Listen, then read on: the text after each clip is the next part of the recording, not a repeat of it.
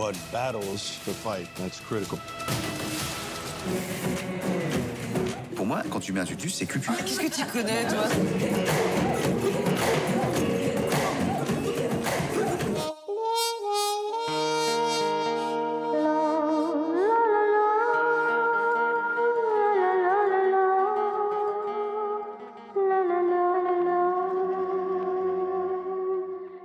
Bruce Willis met fin à sa carrière. Cédric Klapisch entre dans la danse avec Encore et la douce France de Rachida à voir au Musée des Arts et Métiers. C'est le programme de ce nouveau numéro de À l'affiche. Bienvenue à tous. Mondialement connu pour ses rôles dans Die Hard, Pulp Fiction ou Le Cinquième Élément, à 67 ans, Bruce Willis met fin à sa carrière. L'acteur américain souffre d'aphasie, un trouble du langage qui l'empêche de communiquer correctement.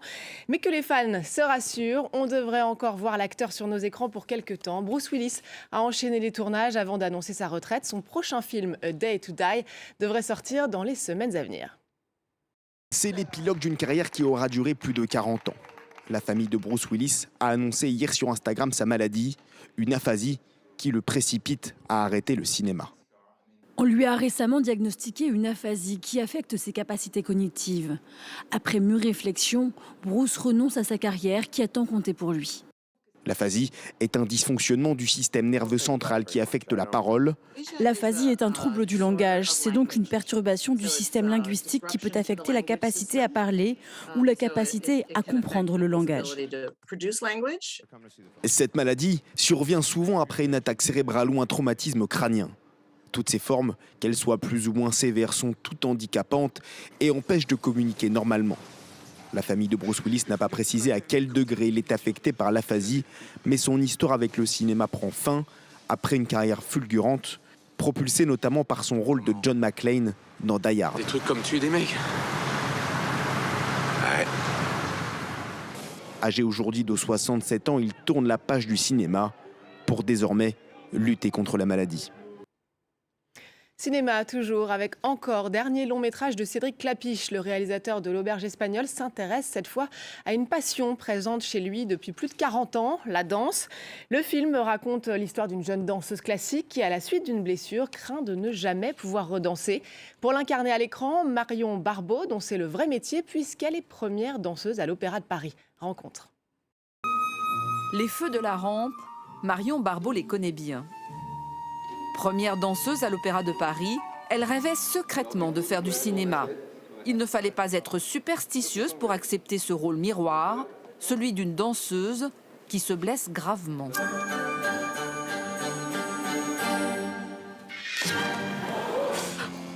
Si tu construis ta vie sur ton corps, à 35 ans, tu es à la retraite. Tu es obligé d'avoir au moins 2 vies. Sur le toit du théâtre du Châtelet à Paris, l'un des lieux du tournage, nous lui avons demandé si elle était préparée à ce risque. Si vraiment on se blesse et qu'on nous dit le lendemain qu'on ne peut plus danser, je pense que personne n'est vraiment préparé à ça. C'est tellement violent. Moi, personnellement, j'en ai pas peur. Je pense que tous mes collègues, on n'en a pas peur. On essaye de prévenir la blessure. J'aime bien danser un peu. En cherchant sa voie, elle croisera la route d'autres danseurs. Le film explore sa renaissance et met en valeur tous les types de danse. Le contemporain, avec le fameux chorégraphe israélien Ophé Schechter dans son propre rôle. You sit down here. Le hip-hop et bien sûr la danse classique. Maintenant, aujourd'hui, c'est de plus en plus dur pour moi de porter un tutu. Parce que le tutu, c'est cucu, non? Ah ouais? Qu'est-ce que tu connais, toi? Ça a rien de cucu, les tutus?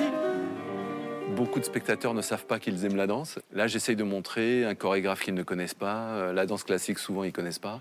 Donc, j'essaye d'avoir une espèce de côté vulgarisateur d'un monde qui est mal connu, d'après moi. Ça peut s'appeler la beauté, l'art, la magie de la danse. Mais en tout cas, c'est vraiment très beau à regarder, quoi. Pour Marion, la réalité a vite rejoint la fiction. Après le tournage du film, elle a retrouvé la scène de l'Opéra de Paris. Elle y danse actuellement une pièce d'Ophé Schechter, son partenaire de cinéma. Elle dit avoir adoré cette expérience. J'ai beaucoup ri, je ne pensais pas que j'allais rire autant. Ça m'a donné envie de danser et ça m'a donné envie de vivre. Une distribution 5 étoiles. Beaucoup d'humour et de légèreté. C'est cool, merci. Autant de raisons de courir voir ce film. On passe à l'exposition Douce France, à voir jusqu'au 8 mai prochain au Musée des Arts et Métiers à Paris. Un parcours musical en hommage au métissage culturel qui s'est opéré entre la France et le Maghreb de 1960 aux années 2000, avec en fil rouge la figure de Rachida, disparue en 2018 et première artiste à faire le trait d'union entre musique orientale, chanson française et rock. Renaud Lefort nous en dit plus.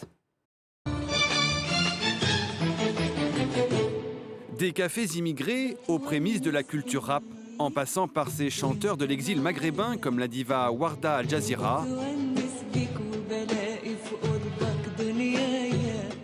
L'exposition Douce France nous plonge au cœur d'une France métissée des années 60 jusqu'à nos jours. Les débuts d'NTM, Zidane champion du monde, des Madeleines de Proust. Et comment oublier cette mobilette si populaire dans les années 80 ? Juste à côté de moi, vous voyez la silhouette d'une Peugeot 102 qui est un outil d'émancipation chez les jeunes maghrébins à l'époque, puisque au-delà d'être populaire chez la jeunesse française, elle a été le véhicule de la seconde marche qui s'appelle Convergence 84, où ces rouleurs convergeaient de 5 grandes villes françaises vers Paris, après le succès de la marche pour l'égalité contre le racisme un an auparavant, qui avait conclu cette marche par le slogan « La France, c'est comme une mobilette, il lui faut du mélange pour avancer ». Participant de cette marche, lui aussi a fait avancer la France avec sa musique. Le chanteur algérien Rachida, décédé il y a 3 ans, était la voix de cette France de l'immigration.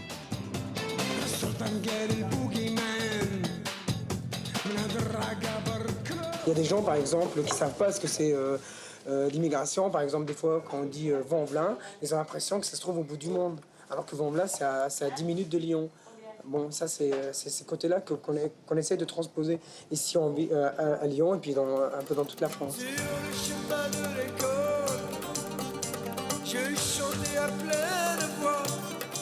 Avec son groupe Carte de séjour, il remet au goût du jour Douce France de Charles Trenet.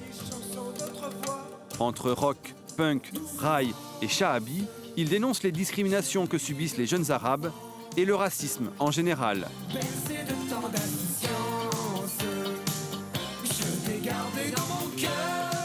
Son ancienne colocataire, croisée dans l'expo, se rappelle qu'il n'y a pas que ses chansons qui étaient rock'n'roll. Et c'était assez drôle de vivre avec lui. C'est quelqu'un qui aimait beaucoup faire la fête, qui la faisait très très bien et qui pouvait avoir certains excès pendant la nuit. Et puis le petit matin, vous amenez le petit-déj pour faire « je suis désolée pour hier ». Et là, on pouvait absolument pas lui en tenir rigueur de quoi que ce soit parce que c'était vraiment, vraiment un amour. Je sais bien que tu l'aimes, tu lui as donné ton âme. L'amour, ils l'ont chanté ensemble partout dans le monde pendant une trentaine d'années. Hakim Hamadouche, ce virtuose de la mandole, se souvient avec émotion de son ami.